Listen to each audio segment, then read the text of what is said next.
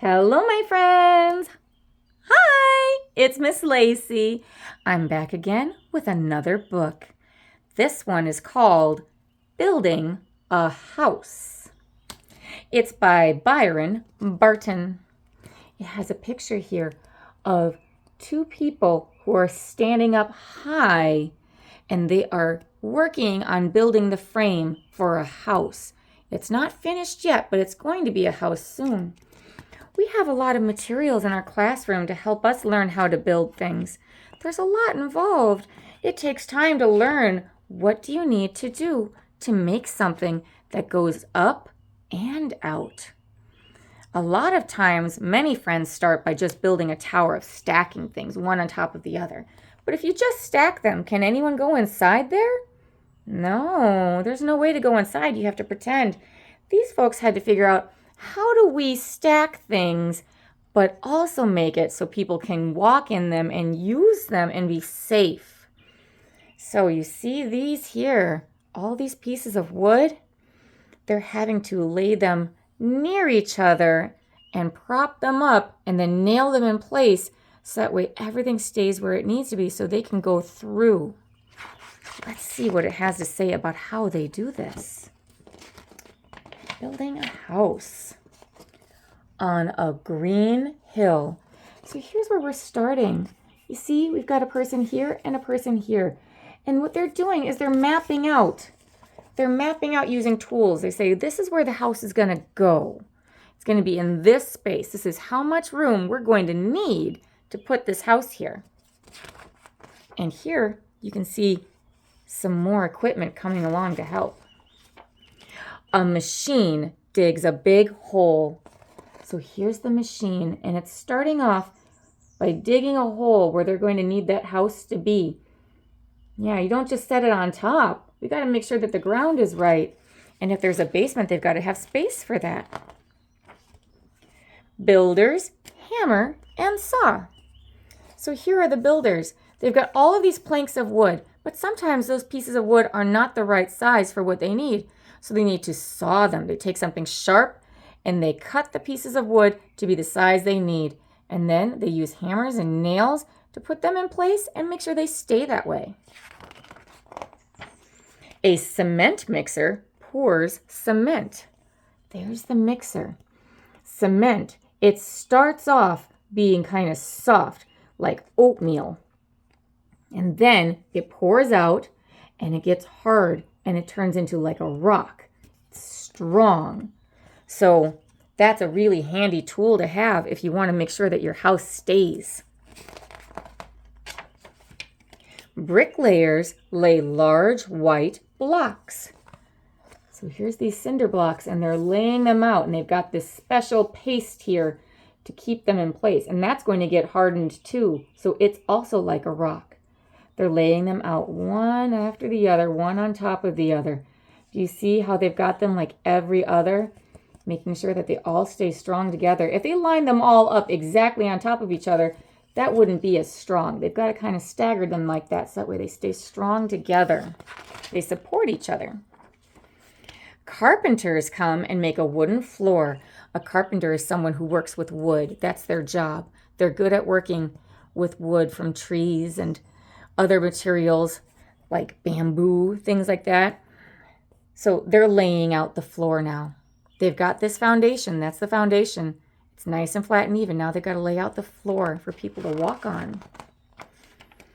They put up walls. Oh, there's more stuff that they need to do. This is all made out of wood too. So now they're starting to hammer and nail those things up too. And see how they have special spaces they've planned out. What do you think's going to go there? A window, right? Windows. And they've got to have a space for doors. Yeah, you got to make sure that people can go in and out and use this space. So they're working together to make sure that's all planned out. They build a roof. Once they've got the frame all together, now they got to put up a roof. If we just left it flat and open, well, the rain would just come through and the birds would all come flying and it'd be a mess. They're putting up a roof. They usually do these things at an angle, so when the rain falls, it can slide off the roof, and that way it doesn't get all caught up in your house and start wrecking the wood. A bricklayer builds a fireplace and a chimney too. This family is going to have a fireplace. That's something they can use for decoration or to help keep them warm. Do you see while they're doing that, this person here is laying out something else on the roof. They're rolling this out here. This is a special mat that they're going to use to help keep the wood safe, and then they can put shingles up on the roof. A plumber puts in pipes for water. That's an important step. Before all of the rest of the wood and the rest of the walls all get sealed in, you got to fit in the pipes. Water needs to be able to get through the house. But where does it come from? It comes from these big metal straws and plastic straws like these. They help pump it from one place into your house. So that way you can use it whenever you need. An electrician wires for electric lights. This house has electric lights. So an electrician, that's someone whose job it is to safely work with electricity and put things in place that you need to make electric things work. They are there to make sure that everything gets installed safely and correctly. These are things that are probably not best for just anyone to do, or at least if you're going to try, you got to make sure you research it really well ahead of time. Because we don't play with electricity. If that zaps you, that's going to hurt.